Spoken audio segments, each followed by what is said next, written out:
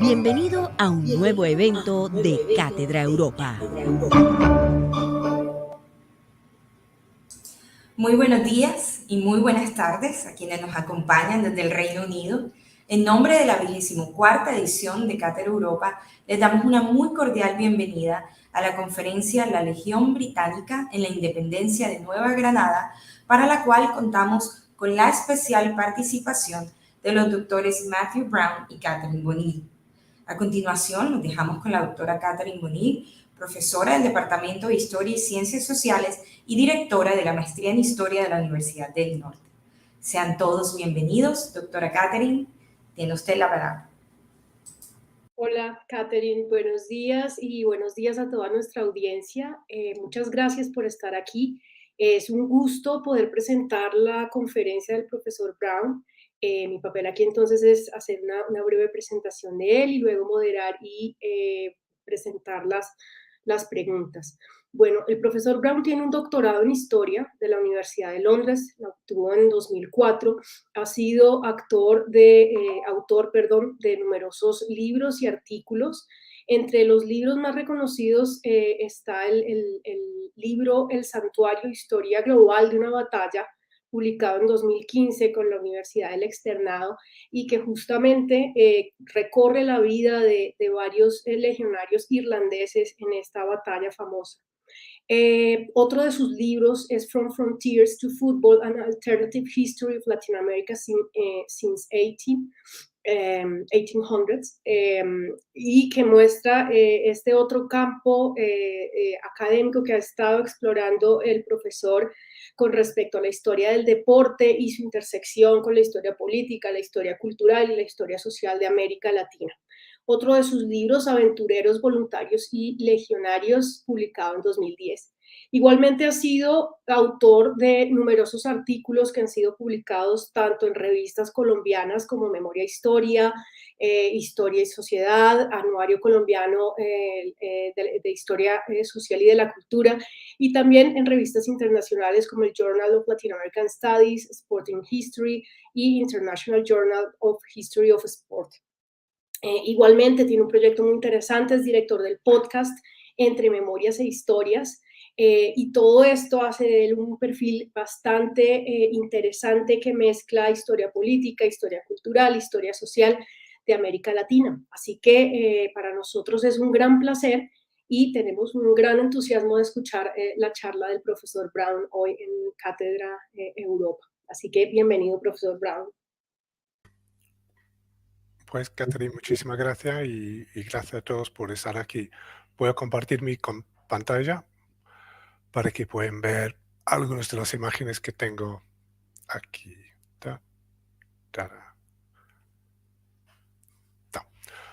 Pues la idea es hablar durante como unos 20-25 minutos y para luego conversar y compartir ideas sobre ese tema, la Legión Británica, que todavía 200 años después tiene una vigencia, un interés, y en Gran Bretaña y en Colombia, bueno, de vez en cuando, ¿no? Un par de días al año. Es un gusto recibir esa invitación a participar en un contexto de Cátedra Europa, en el momento en que nosotros en Inglaterra sufrimos las consecuencias de nuestra decisión como país de salir del contexto europeo hace 5 años, y ahora estamos, bueno, llegando a reencontrar nuestro papel en el mundo. Bueno, como dijo Catherine, hice mi tesis doctoral sobre la Legión Británica, la Legión Irlandesa, en la University College London en el 2004, que se publicó en castellano en el 2006 y en inglés en 2006 y castellano en el 2010. De verdad dejé de investigar el periodo de la independencia como en el 2011, tras la primera ola de los bicentenarios. Desde entonces he trabajado en las dos líneas de investigación, una en historia y memoria y la otra en las historias de los deportes. Bueno, pero sigo aceptando las invitaciones a hablar sobre la región británica y los mercenarios o voluntarios o legionarios, porque creo que nos quedan varias tareas pendientes en cuanto a las tareas, a los mitos de la época de la independencia. La Legión Británica propongo como el Papá Noel, Ramón Hoyos, Carlos Valderrama o el mismo Simón Bolívar, puede ser un caso emblemático de una historia cuya verdad, basado en evidencia y trabajo en archivos, no sirve a los que quieren utilizarlo para sus propios fines. Explico.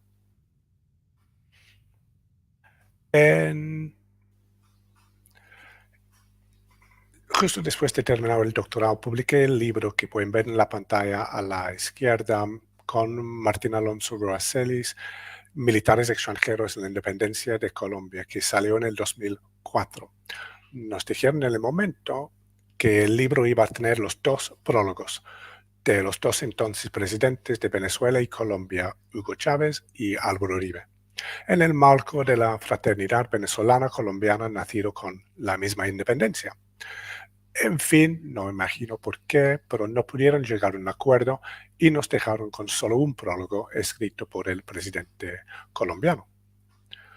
Este libro, Militares extranjeros, coleccionó a los testimonios de muchos de los mercenarios y se publicó por el Museo Nacional de Colombia.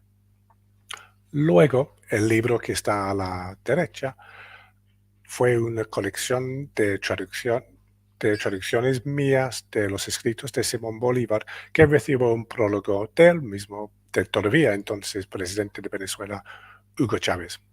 Y puse dos citas allá arriba en la pantalla, uno de cada presidente.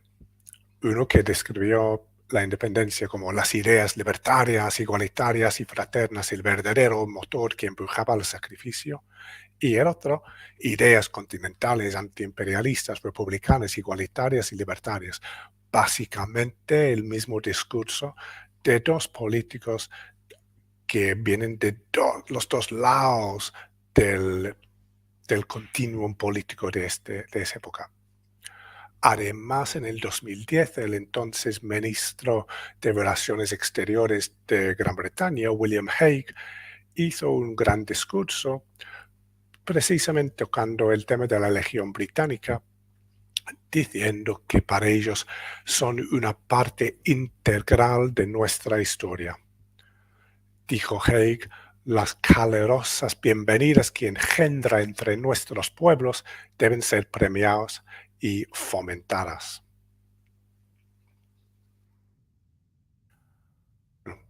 Como dije al principio, ahora ando en otras cosas, pero como ven en la pantalla, cada 7 de agosto y en algunas otras fechas por el año, se saca la Legión Británica de su armario para ilustrar o la solidaridad internacional o la inversión británica o la presencia británica o el apoyo de los británicos al proceso de paz o para promover la inversión en empresas o en minas o lo que sea.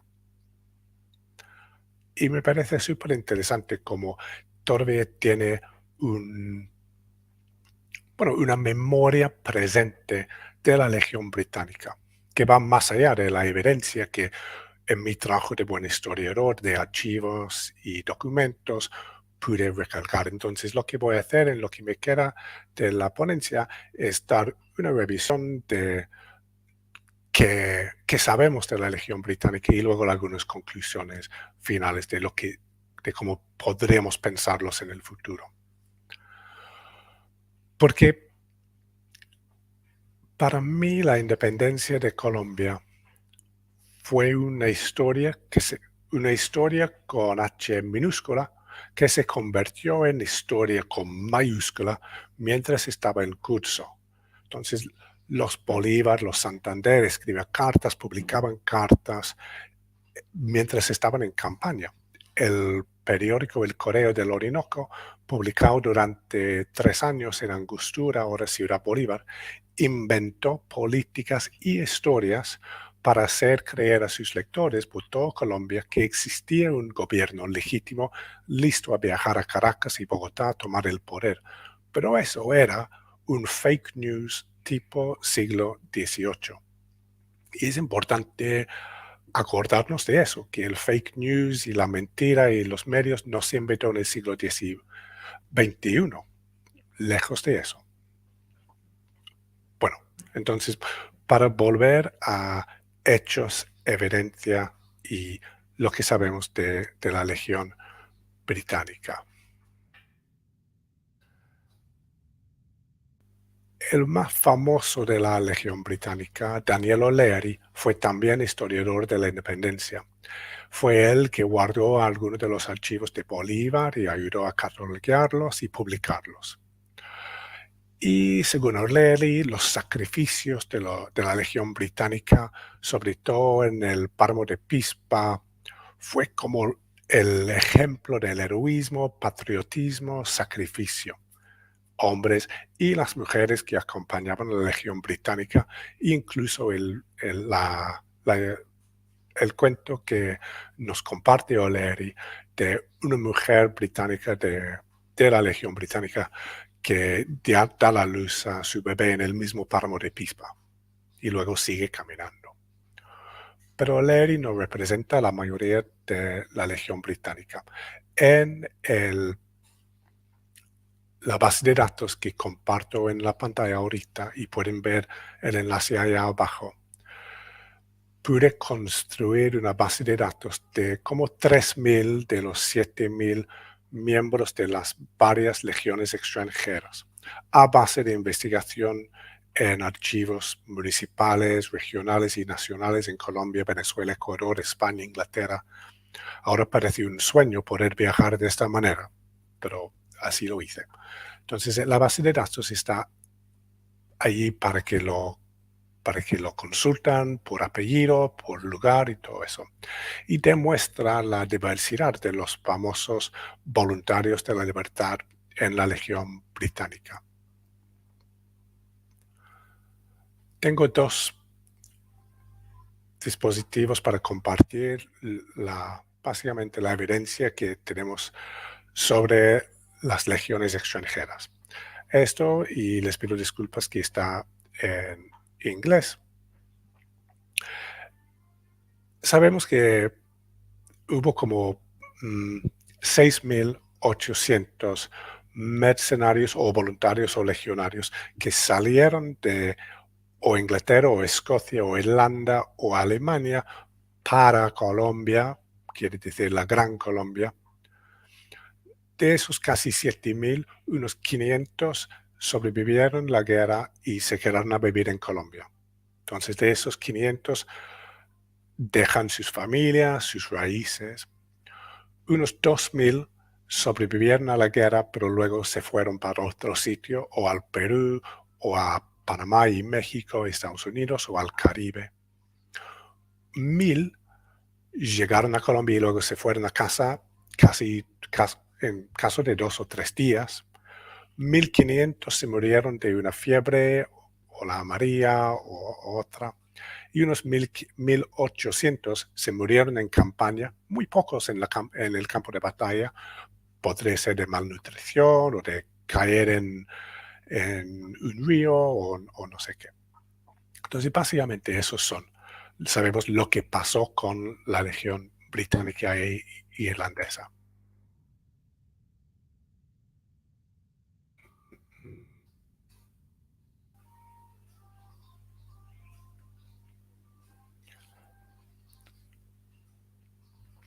Entonces, las conclusiones mías sobre la Legión Británica eran esos. Es mejor pensarlos o como legionarios, o aventureros, o mercenarios. Muy pocos se inspiraban en una ideología de la libertad. Muy pocos. Buscaban dinero, mejorarse la vida, aventura, tierra, oro. No tanto luchar por la libertad. Eso fue una idea que se impuso después de las guerras. Se inventó la idea de que eso eran legiones británicas inspiradas por libertad. Estoy totalmente disponible a discutir esa conclusión mía. Segundo punto, más de la mitad de los casi 7.000 aventureros son irlandeses. Entonces, hasta la mayoría de la legión británica fuera irlandés. Y la mayoría, claro, de la legión irlandesa también irlandés. Creo que el tercer punto que aquí comparto es la conclusión que menos ha llegado a ser adoptado por la opinión pública o la sociedad civil. Menos de la tercera parte de esos casi 7.000 tenía alguna experiencia militar antes de llegar a Colombia. Menos de la tercera parte, es decir, 2 de cada 3 nunca habían tenido en la mano una espada, una pistola, cualquier fusil. La mayoría decían tener experiencia militar, pero cuando yo pude comparar los archivos militares en Colombia con los archivos militares en Inglaterra, no aparecen los mismos nombres. Entonces pude llegar a decir que la cantidad máxima posible, y no creo que llegue a eso, es que una tercera parte sí tenía alguna experiencia luchando bajo el Duke of Wellington, en Waterloo, etc. Pero a lo mejor mucho menor. Traían sus problemas, que no tenían experiencia militar, problemas de lengua, problemas de trago, disciplina, enfermedad. Bueno, podemos hablar de eso. ¿Importa? Cuarto punto, hubo como 500 aventureras de los casi 7.000 que formaban parte de las legiones y aunque no llegaban a luchar en el campo de batalla, tenían otros papeles dentro de las expediciones. Y quinto, como dije, unos 500 se quedaron a vivir en la Gran Colombia.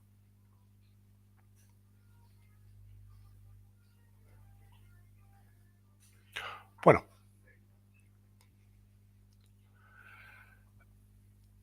terminada la Guerra de la Independencia, la Legión Británica empezó a tener un papel en la memoria histórica de la independencia, representado aquí por una placa que está en el cementerio británico en Bogotá, bilingüe, que en paz descansa. Y para mí empieza después de la independencia una división de la memoria histórica de la Legión Británica entre los buenos y los malos. Entonces los buenos son los como Jaime Rook, se muere en el pantano de Vargas, y aquí en la pantalla tienen la banca donde Rook recibió tratamiento médico después de la batalla de Pantano de Vargas. Rook, un patriota por Colombia, militar experimentado en la batalla de Waterloo, un buen legionario irlandés también. Y no sabemos todavía dónde yace los restos de Rook, cerca del pantano de Vargas, pero bueno, Jaime Rook para mí fue el legionario perfecto. Y en los 2 siglos que han pasado desde que se murió Rook después del pantano de Vargas, se han querido recordar a la Legión Británica como si fueran unos 5.000 Jaime Rook. Todos patriotas, todos dedicados a la gesta bolivariana, a la gesta de la independencia. Sería una leyenda muy linda si fuera verdad. Pero no fue así. El complemento de la Legión Británica, de la cual siempre hablamos, compuesto en su mayoría de irlandeses, como Rook, fue la Legión Irlandesa, de la cual muy pocas veces hablamos, pero que siempre me fascinó. La Legión Irlandesa fue reclutada entre campesinos y artesanos irlandeses y Bolívar le destinó a circular por el Caribe, intentó a tomar Maracaibo, Santa Marta y finalmente llegó a Riohacha cuando, en el 1820, cuando, no habiendo recibido pago, sueldo, comida, decidió rebelarse y luego irse por el Caribe para salir del empleo de la República de Colombia.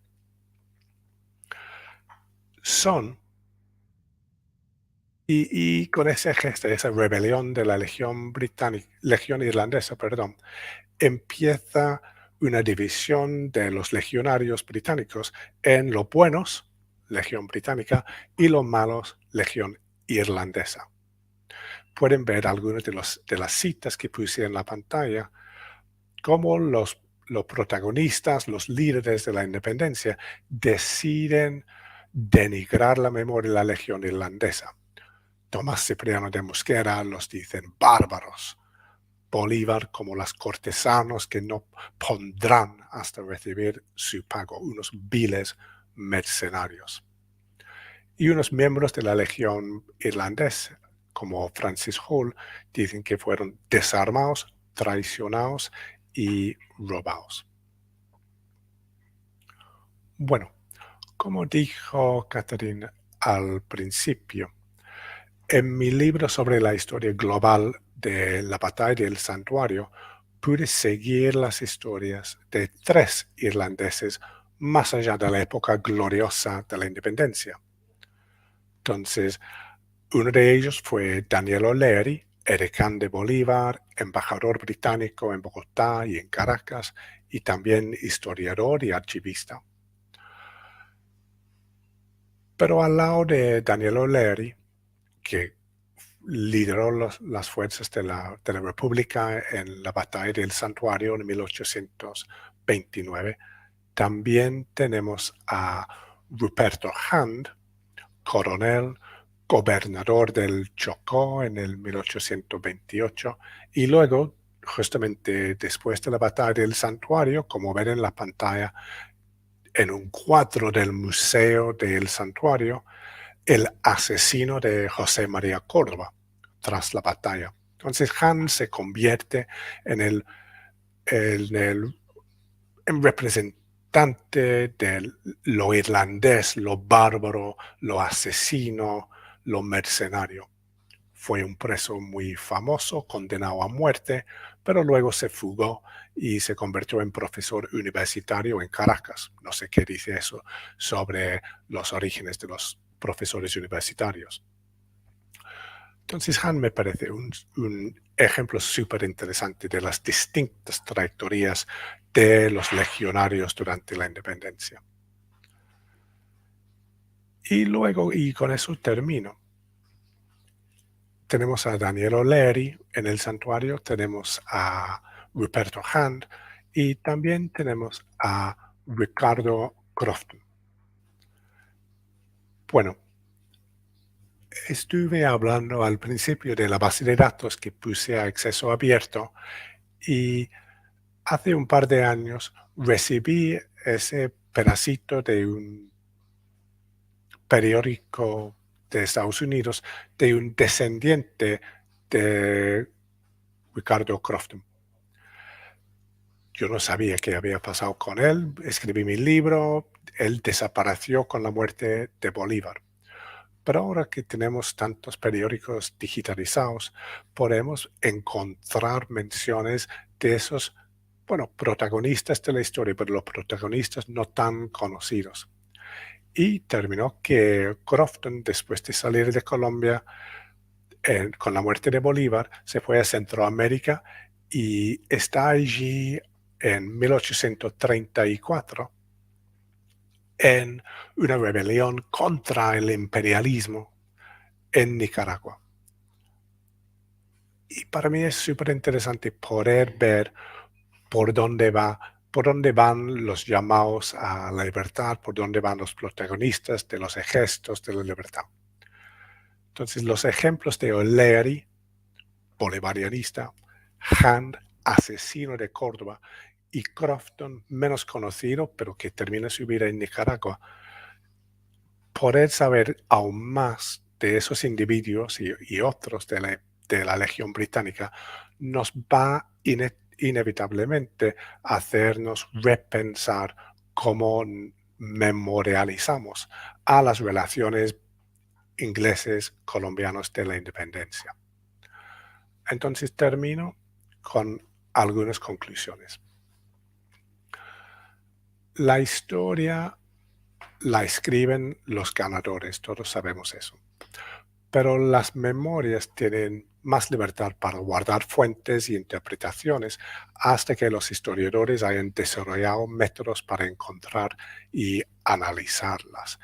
Y los nuevos métodos abiertos a nosotros por lo digital nos proporcionan nuevas perspectivas, nuevas maneras de pensar la independencia. O'Leary, Bolívar, José Manuel Restrepo, Santander, fueron los que decidieron qué fuentes guardar de la Legión Británica y de la independencia y cuáles destruir.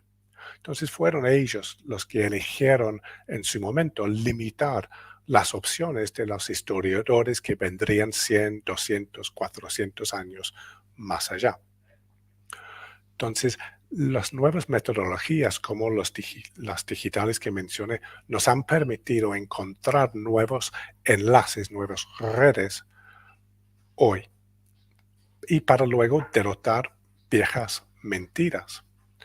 Aquí en la pantalla tienen mi blog Bolivarian Times, en el cual publiqué durante varios años lo que pude encontrar sobre la muerte de Francisco Antonio Zea, primer vicepresidente de Colombia, que se murió en la ciudad de Bath, que está a como 45 minutos en bicicleta de mi casa aquí en Bristol, en Inglaterra. Francisco Antonio Zea es bastante famoso en Medellín, en Colombia. Se murió aquí y no hay nada que indica su muerte.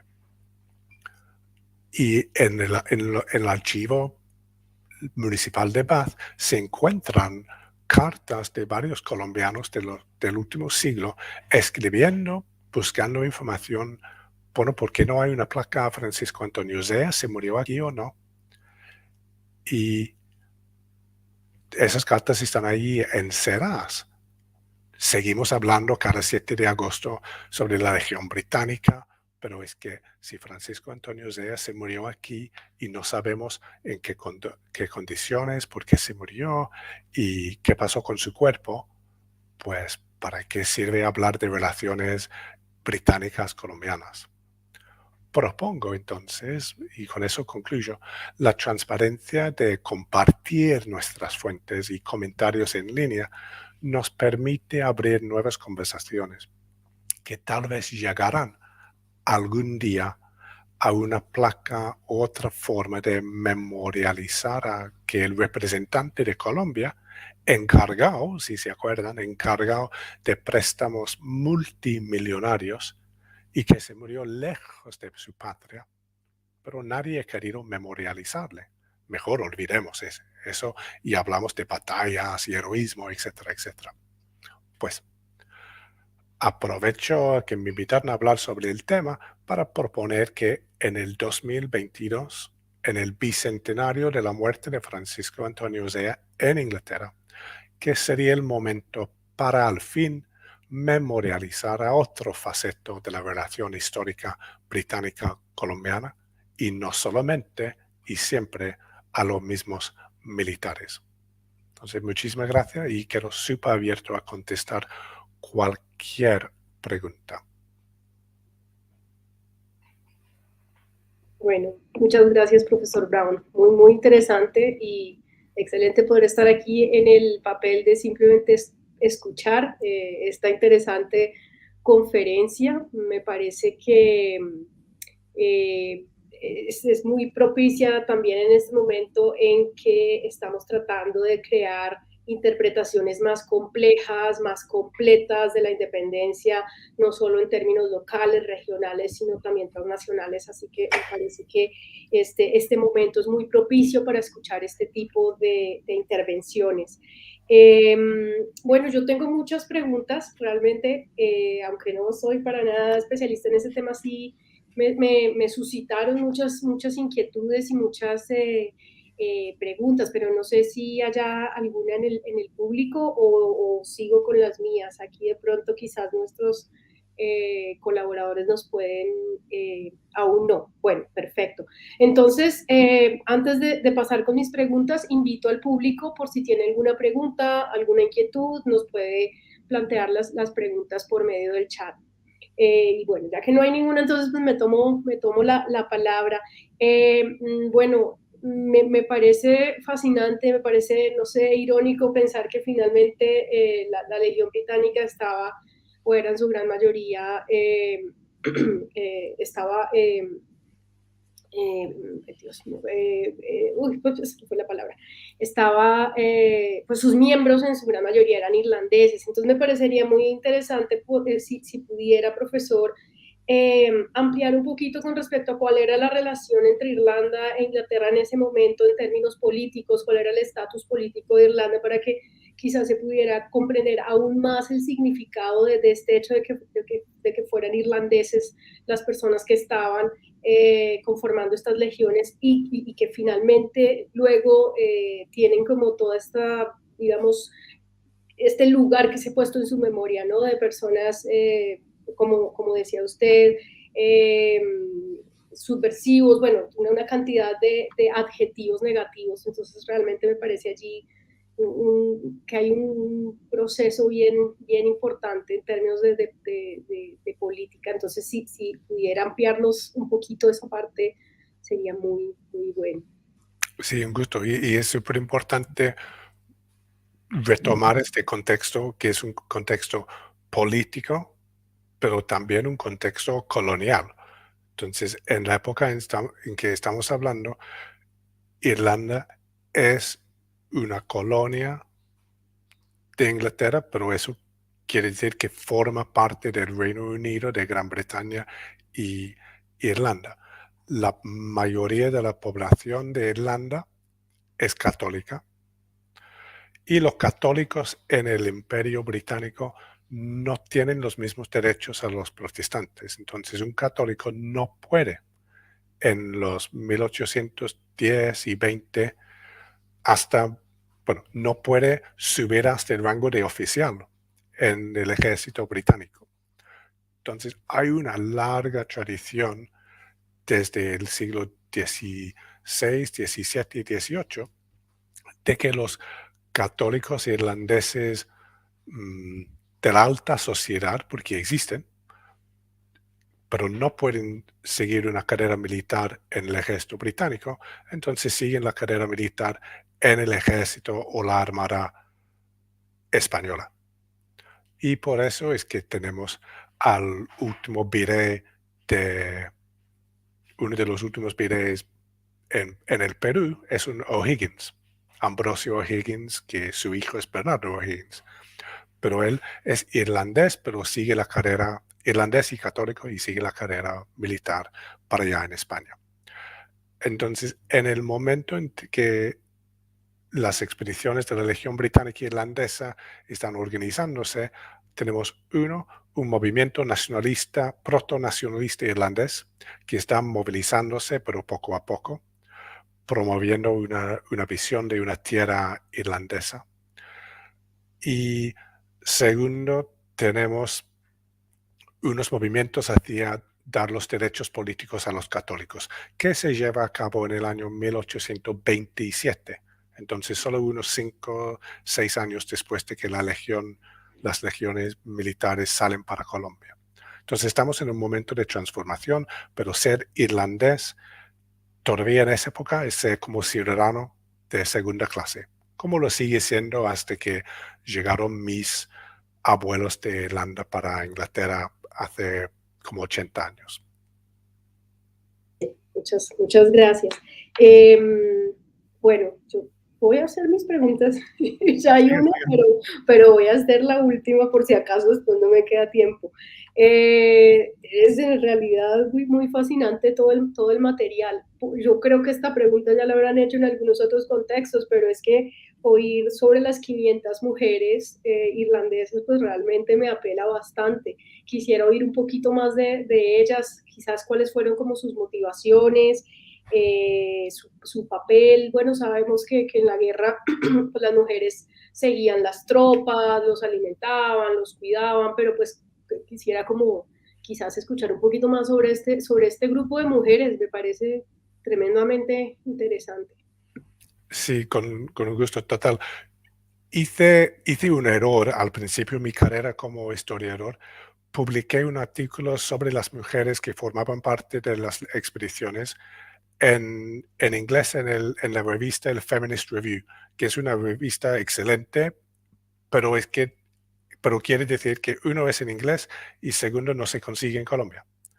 Entonces, esa parte de mi investigación nunca llegó a Colombia y siguen invitando a hablar sobre los hombres.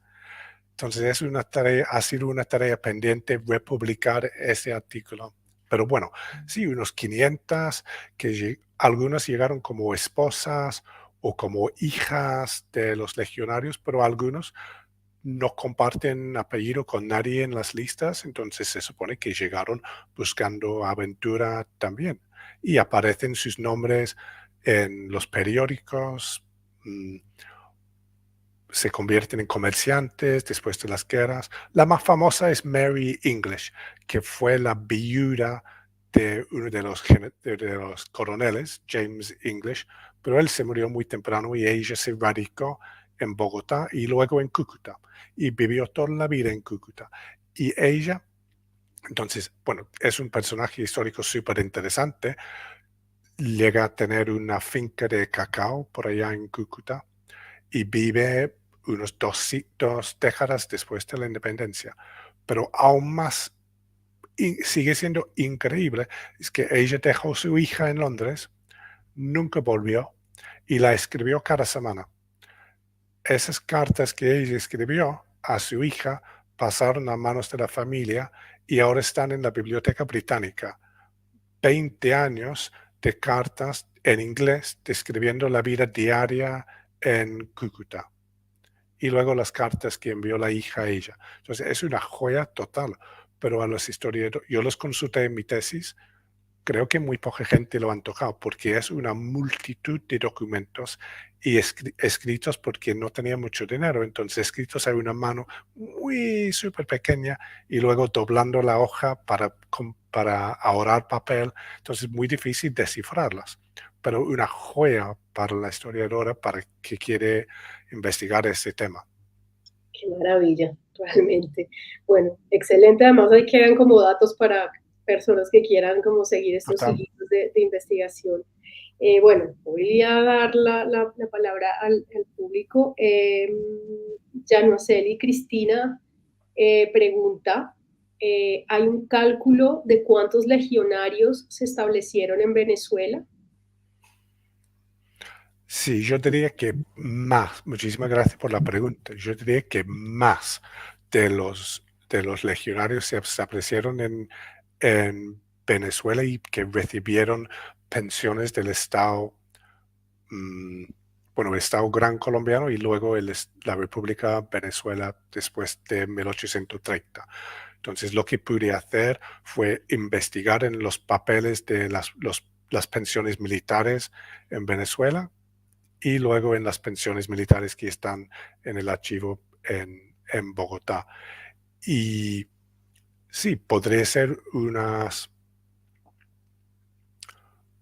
como 2 décadas después de la independencia, yo diría que todavía hay como 80 familias británicas venezolanas, de los cuales los militares o los que decían ser militares, que luego sirven en la guerra de la independencia en Venezuela y se convierten en militares y luego se jubilan, reciben haberes militares, una pensión, una tierra y ponen su finca.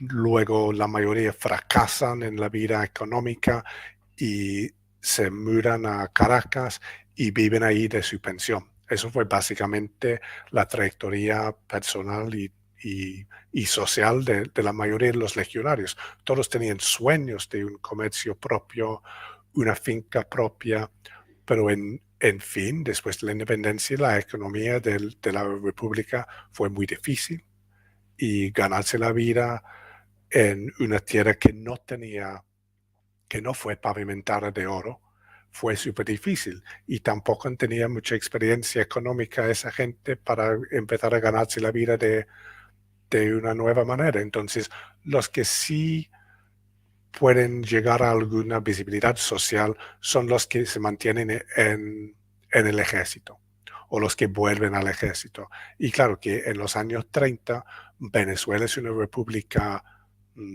militar, donde los militares de la independencia todavía se mantienen en el poder. Daniel O'Leary, por ejemplo, se casa con la hermana de Carlos Sublet, que es presidente de la República. Entonces Sublet emplea varios amigos suyos, parientes suyos por O'Leary, como Guillermo Smith, que es el primer Ministerio de Relaciones Exteriores en Venezuela y, claro, nacido en Edimburgo. Y la familia Smith todavía está allí en Venezuela de una posición de bastante alto estatus social en el día de hoy. Muchas gracias. ¿Alguna otra pregunta del público tenemos? Bien, no. Bueno, yo voy a hacer si hay tiempo, hago una última preguntita. Y está un poquito relacionada con esto que venía explicando el profesor Brown. ¿Podríamos establecer un perfil de aquellos que se quedaron con respecto a los que decidieron devolver es decir, como unos patrones o es muy variado el grupo? Sí, creo que sí. Creo que podemos decir que los que se quedan son, hablando políticamente, son los que más comparten una visión política con los bolivarianistas, es decir, de un Estado central, abierto al comercio con el resto del mundo, abierto a una visión monarquista para la República, porque hay los planes para traer un príncipe europeo a gobernar a Colombia, y la mayoría de los que se quedan, como O'Leary, como Han, como Crofton, los que mencioné, son los que comparten esa visión, que sería mejor civilizar a Colombia trayendo principios monárquicos en vez de lo que ven como una república súper radical, súper francés, tipo francés, ¿no? Entonces hay una tensión entre visiones muy radicales de republicanismo y igualdad, y etcétera, etcétera, y las visiones de O'Leary, que son mucho más moderadas, que suena raro decirlo, ¿no? Porque buscan transformar al mundo, liberar nuevos países, tirar fuera al imperialismo español, pero a la vez no quieren cambiar las jerarquías sociales ni étnicos ni en términos de género. Entonces la mayoría de ellos son los que comparten un conservadurismo social, diría yo. Y también los que llegan a hablar castellano, son los que son más probables a quedarse. Eso suena obvio, ¿no? Pero de los 7,000, creo que cuando llegaron pude detectar que solo hablaban castellano como 20 o 30. Poquísimo. Entonces, ellos que ya hablaban el castellano porque ya habían vivido en España, como O'Leary, como Jaime Roux, como un par de otros, ellos son más probables a poder conocer a mujeres colombianas o venezolanas, o sentirse un poco más en casa. Claro, todos sabemos que cuando vamos a un sitio y no hablamos el idioma, es difícil pensar, bueno, voy a quedarme aquí a vivir, ¿no? Porque si cuando voy a la tienda y no entiendo a nadie, entonces, pues, bueno, le da otro sentido a la experiencia de vivir. Entonces, los que se quedaron son los que aprenden idiomas y, bueno, es que más que nada. Y también los católicos eran más probables a quedarse que los protestantes. Entonces, muchos protestantes llegaron, decidieron, bueno, ¿y cuándo me van a pagar? Y luego se fueron. Entonces, los católicos y castellano hablantes eran los que más probable iban a quedarse. Espero que eso le contesta. Sí, claro, no, muy claro y realmente bien interesante ver cómo juegan todos estos factores de la política, digamos, europea y atlántica, en realidad, en la vida de estas personas y en las decisiones que toman, ¿no? El tema religioso, el tema político, el tema ideológico, realmente bien interesante. Sí, y Pues, lo que es súper interesante es ver que lo militar, estrictamente dicho, lo que pasa en el campo de batalla, es lo menos interesante y sí, lo menos importante. exacto, Porque esos son encuentros de culturas y encuentros de pueblos que tienen como el motivo, el catalista es la guerra, pero la guerra, esa gente pasan, digamos, 5 años en campaña, pero menos de 4 horas en combate. ujú. Justamente para pensar en qué temas son los que estamos recordando de las independencias, de las guerras de independencia y cuáles temas justamente estamos dejando por Claro, fuera. Bueno, pues muchas gracias, profesor Brown. Realmente gusto. ha sido maravilloso escucharlo. Espero que para nuestro auditorio también, en estos tiempos extraños donde no vemos el auditorio, no podemos como saberlo, pero estoy segura que ha sido muy interesante para todos nosotros.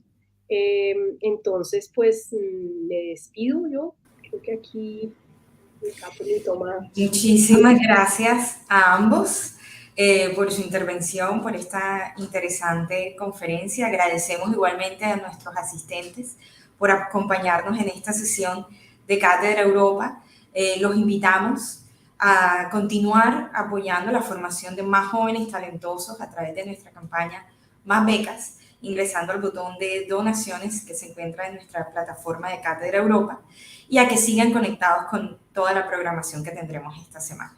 Que tengan un feliz día, muchísimas gracias nuevamente y que estén muy bien. Gracias, Catherine. Gracias. Chao.